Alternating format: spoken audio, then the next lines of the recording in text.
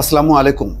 মার্কিন যুক্তরাষ্ট্র ইরানের উপর যে হামলা চালিয়েছে সেই ব্যাপারে বিশ্ব এখন সরব হতে শুরু করেছে। বিশেষ করে শক্তিধর দেশগুলো এটাকে আন্তর্জাতিক আইনের লঙ্ঘন এবং স্বাধীন সার্বভৌম দেশের উপর হস্তক্ষেপ হিসাবে বর্ণনা করেছে। অন্যদিকে ইরানের সকল সরকারি সংস্থা, সশস্ত্র বাহিনী, সরকার সবাই একযোগে বলছে যে এটি চরম বিশ্বাসঘাতকতা এবং এই হামলার জন্য যুক্তরাষ্ট্রকে তার পরিণতি ভোগ করতে হবে।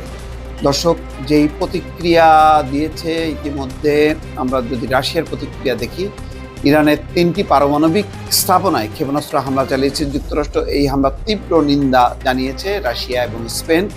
রুশ পররাষ্ট্র মন্ত্রণালয় এক বিবৃতিতে বলেছে, একটি স্বাধীন সার্বভৌম রাষ্ট্রের ভূখণ্ডে ক্ষেপণাস্ত্র এবং বোমা হামলার যে দায়িত্বজ্ঞানহীন সিদ্ধান্ত নেওয়া হয়েছে তা যে যুক্তিতেই তুলে ধরা হোক না কেন, তা আন্তর্জাতিক আইন, জাতিসংঘ সনদ এবং নিরাপত্তা পরিষদের প্রস্তাবের স্পষ্ট লঙ্ঘন। বিবৃতিতে আরও বলা হয়, আমরা এই আগ্রাসন বন্ধের আহ্বান জানাই এবং রাজনৈতিক এবং কূটনৈতিক পথে ফেরার পরিবেশ সৃষ্টির লক্ষ্যে জোরালো প্রচেষ্টার উপর গুরুত্ব আরোপ করছে।